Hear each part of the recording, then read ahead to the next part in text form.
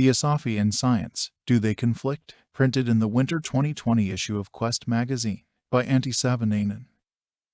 The relationship between theosophy and science is intriguing yet paradoxical. On the one hand, many key theosophical teachings are metaphysical, which means that they cannot be scientifically tested. On the other hand, both Helena Petrovna Blavatsky and the Mahatma letters discuss the science of their time. After all, the second object of the Theosophical Society is to encourage the study of comparative religion, philosophy, and science. Master Kuthumi even stated that modern science is our best ally. My aim in this article is to determine to what extent some statements in early theosophy and in the work of the anthroposophist Rudolf Steiner stand up to scientific scrutiny. I will also briefly address two scientific lines of study that support theosophical teaching.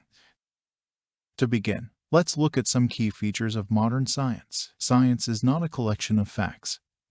It is a method and a process that are extremely effective in answering certain types of questions. Scientific theories and statements should be validated by evidence. There are different levels of certainty in science. We know some things almost for certain, though not with 100% certainty. This is possible only in logic and mathematics. For instance, the law of electromagnetic induction is virtually certain, since it has been tested and retested for well over 100 years, and much of our current technology has been built on it. On the other hand, many exotic new ideas at the frontier of physics are not certain at all. Replication and the test of time will decide which ideas will survive. Scientific theories are formulated using methodological naturalism. Hence, scientific explanations cannot appeal to influences from invisible worlds, spirits, gods, or any other metaphysical principles. It is clear that methodological naturalism has served science extremely well. HPB and science in the 19th century. Let's first discuss the concept of the atom. At the end of the 19th century, some physicists considered the existence of atoms as speculative, since no direct evidence was available. HPB had interesting things to say about atoms in The Secret Doctrine. She proposed that the atom is divisible and must consist of particles or of subatoms. This statement is consistent with modern physics. However, she continues, but infinite divisibility of atoms resolves matter into simple centers of force, i.e., precludes the possibility of conceiving matter as an objective substance. The modern view regards electrons and quarks, along with particles mediating the interactions within the atom, as elementary particles. This is not to say that quarks could not possibly consist of even smaller particles, but this infinite divisibility might be impossible to verify experimentally. The idea of the atom as a force center is more interesting from the modern point of view. Particle physicists consider particles to be excitations of fields, seeing physical fields rather than particles as fundamental aspects of reality. Yet HPB made a grave mistake in claiming that the atom belongs wholly to the domain of metaphysics. It can never be brought to the test of retort or balance. Actually, individual atoms can be manipulated with modern technology, and by using laser cooling and ion traps, ionized atoms can be seen even with the naked eye. 19th century physics had no doubt about the wave nature of light. The empirical evidence was unequivocal. This led physicists to discard Newton's corpuscular theory of light. HPB offered another perspective from the occult point of view. Quote begins, "True, the corpuscular theory of old is rejected, and the undulatory theory has taken its place. But the question is, whether the latter is so firmly established as not to be liable to be dethroned as was its predecessor. Light, in one sense, is certainly as material as electricity itself is." Quote ends. These views are largely in line with the modern view of the wave-particle duality of light. It seems that HPB's conception of light is validated by modern physics at least to some extent. One might be tempted to proclaim that she was ahead of her time in her treatment of atoms and light. HPB could and did meaningfully discuss and criticize 19th century science in her writing. Nonetheless, it is crucial to take all of HPB's statements on science into account. Some of her discussions reveal that she didn't fully understand the theory of classical mechanics. For instance, see her take on the rotational motion of planets and the tails of comets. Overall, although her discussion of science was quite insightful in her time, it has not stood the test of time. As one Finnish professor of cosmology has written, the scientific ideas in the secret doctrine have been shown to be erroneous, irrelevant, or complete misunderstandings. Science in the Mahatma Letters. To turn to the Mahatma Letters, Master K.H. wrote that there are other solar systems with planets beyond our own, although there was no empirical evidence for exoplanets in the 19th century. About 4,000 of them were detected as of March 30, 2019. Master K.H. makes a peculiar prediction concerning the exoplanets. Quote begins, "Science will hear sounds from certain planets before she sees them. This is a prophecy." Quote ends. It is impossible for sound to propagate in interstellar space. On the other hand, there is another way to interpret the prophecy. Perhaps K.H. was referring to radio waves, which were the means of detecting the first accepted observation of an exoplanet in 1992. Other statements were not correct. For example, K.H.'s views on gravitational potential energy and conservation of energy reveal a lack of understanding of classical physics. Here are two more examples of incorrect statements about science. On additional planets, quote begins, "Not all of the intermercurial planets are yet discovered, though they are strongly suspected. We know that such exist and where they exist." On meteors, quote begins, "We all know that the heat that the Earth receives by radiation from the Sun is at the utmost 1/3 if not less of the amount received by her directly from the meteors." Quote ends. It is quite clear that the Mahatma Letters contain erroneous statements on science. Rudolf Steiner in Science. Rudolf Steiner was a prolific spiritual teacher, first in the Theosophical movement, and later in the Anthroposophical Society which he founded. One might say that he was a polymath in spiritual science and its applications into practice. Among other things, he was well acquainted with classical physics which he had studied at an institute of technology. Again, however, some of his statements on science have been shown to be completely incorrect. Let's consider two examples on special relativity, which is now supported by an overwhelming amount of empirical evidence. Quote begins, "There is the further requirement that the concept or idea must be in accordance with reality." Now, a very lengthy discussion would be required if I were to show you that the whole of the theory of relativity does not agree with reality, even though it is logical, wonderfully logical. Another affirmation of Einstein's is that even the dimension of a body is merely relative and depends on the rapidity of movement. Thus, according to the Einstein theory, if a man moved through cosmic space with a certain velocity, he would not retain his bulk from front to back, but would become as thin as a sheet of paper. Quote ends. The first excerpt treats special relativity as an abstract theory with no connection to reality. It may have been reasonable to say this in 1920. But later evidence has unequivocally shown that special relativity accords very well with reality. The second excerpt shows that Steiner had not understood the implications of the Lorentz contraction. The point is that there is no change in the proper length. It may be that this was not well explained in the sources available to Steiner. Radioactivity was discovered in 1896. But full understanding of the phenomenon was reached only much later. With the development of quantum theory, Steiner took a stance on it soon after it was discovered.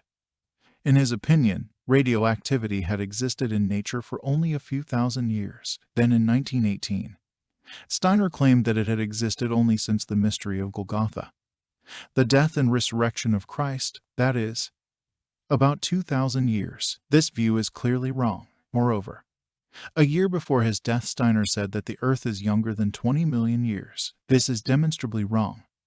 The evidence for a much older Earth is overwhelming. Tension between spiritual teachings and science.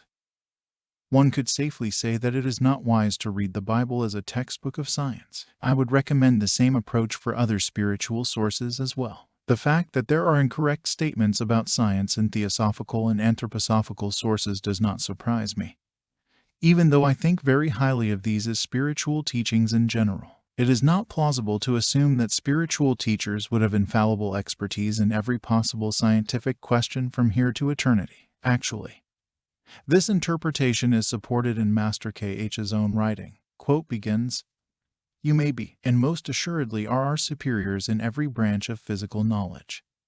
In spiritual sciences we were, are and always will be your masters, quote ends.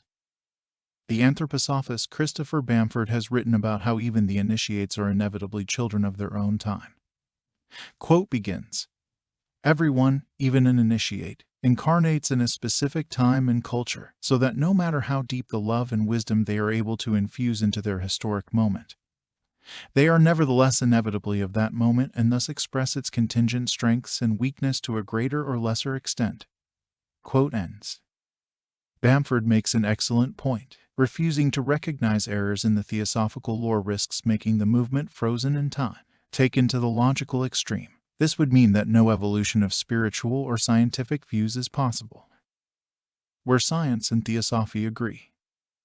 So far, I have addressed only topics in which spiritual teachings are at odds with validated scientific views. Nevertheless, some areas of scientific inquiry do support spiritual teachings and challenge the naturalistic framework. One such area is near-death experience, NDE, which has been studied for over 40 years. There is now reliable evidence about the process of dying as experienced by people who have lost all vital signs. The best evidence comes from prospective and longitudinal studies, such as the study published in The Lancet by Van Lommel et al. Perhaps the most striking similarity between the NDE studies and Theosophy is in life reviews. Here are short excerpts about this subject from Master K.H. and the Finnish theosophist Pekka Ervast.